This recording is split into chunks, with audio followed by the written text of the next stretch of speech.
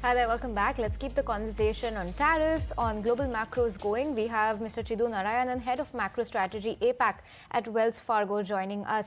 And Mr. Narayanan, thank you and good morning. Thanks so much for joining us. First up, want to understand your take on this tariff amount that we've seen, given in line of China. If you talk about that context, US on one hand talks about counterbalancing China's increasing influence, and on the other, the tariff imposition that they've given to India, even though this might be a temporary figure, is only nominally lower than what it has given to China. What are your thoughts on this? Good morning, and thanks for having me. Yeah, that's been a crucial moving part this entire year. Tariffs we maintained all through from the beginning of the year. The tariffs is be something that markets need to be very cautious about.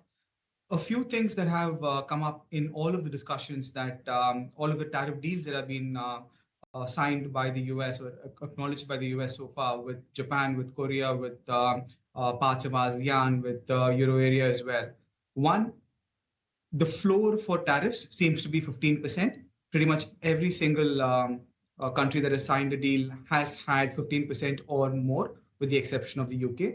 Second, it has also been accompanied by a requirement from the US for two things: increased access domestically for US exports, and two, increased promises of investments into the US by the nations. So we've had Korea, which agreed $350 billion of investments into the US, Japan, which has agreed $550 billion of investments into the US, in addition to increased purchases of US exports, be it agricultural exports, be it energy, be it increased access to the markets on a slew of industries. So these things mean that possibly you might have a further prolonged discussion with the US, especially from an India perspective, to increase access. And specifically looking at China, the effective tariff that US is imposing on China at this point in time, we estimate to be about 51, 52%, in addition to what tariff they already had. So they already had existing tariffs.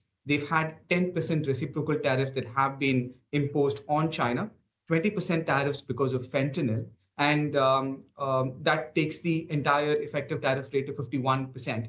The difference between India and China, though, that is that one, the segment of exports that India does to the US is very different from the segment of exports that China does to the US.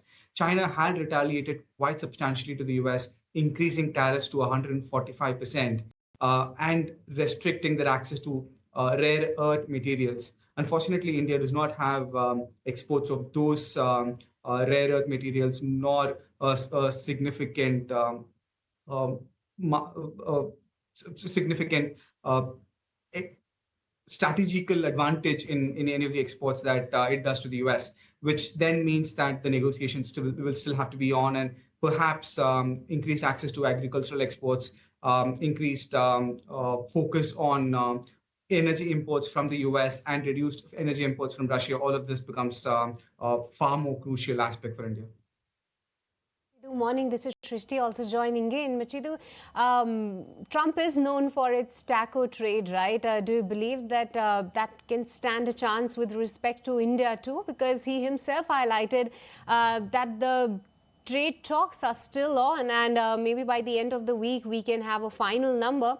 But do you believe that there could be some concessions in play? Yeah, I think concessions are always on the table, especially with the discussions, the negotiations that every country has had with President Trump. And he is known for the art of the deal and deal making. With respect to taco, that has been a market theme this year, something that the president is not particularly fond of, but that will depend on how much of a substantial market impact it has, especially on US markets. We saw back in April that the impact on the US markets was quite substantial, both in terms of the tariff imposition, as well as in terms of market worries about debt sustainability and so on. Later in the year, in May, we had a significant market impact as well, when China reduce their access and exports to the US for rare earth materials. So all of those is impactful only if there is a market significance for the US. I don't think that with respect to negotiations with India, we might have as dramatic a market impact on US markets, be it equities or fixed income, which then means that the likelihood of a taco trade with respect to an India negotiation is far lower. So at least sounding good on that front, but Chidu, also give us a sense of the deal that US has struck with South Korea. Since you track Asia Pacific, what's your take on the deal that we're hearing of 15% on South Korea? Because it is still a partially duty-free access that US is getting. Despite that, that amount has been cut by 10% from their original Liberation Day tariffs. Anything similar? Do you think our trade deal could be structured something according to this as well? Yeah, that's an important question, and that is also important to understand what are the other deals that have been struck and what the structure of those deals are.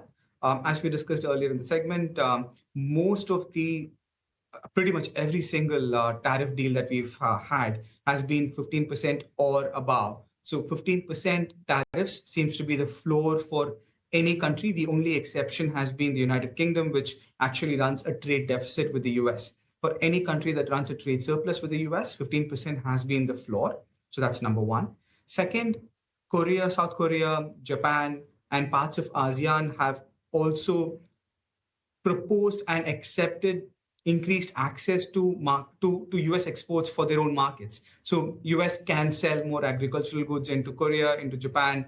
US has better access for their domestic markets. And most importantly, Korea has agreed to invest $350 billion into the US. Japan has agreed to invest $550 billion into the US. The structure of the deal, the timelines, these particular sectors of investment are still uncertain, but the headline negotiation has been struck. In INR terms, that translates to about 30 lakh crores for Korea and 50 lakh crores of investment from Japan into the US. So these are the three primary takeaways that I have from all of these agreements. One, 15% seems to be the bare minimum tariffs. Second, you need to have increased access to your domestic markets. And three, you need to also support by investments into the US. Now, on number two and number three, it's not necessarily an attractive deal for India, especially given how much of agricultural and auto exports are, the industries are very important for domestic growth and activity. And that's also a sensitive domestic issue. So those are tough negotiations. And a very India-specific negotiation that the US is having is also with respect to India's imports of Russian oil. That has increased its share within the overall oil basket, and that will be a particularly important source of conversation. But Chidu, with this, we let you go on that. Thank you so much for taking the time out and speaking with us this morning. So that's it. Yes, that the big news.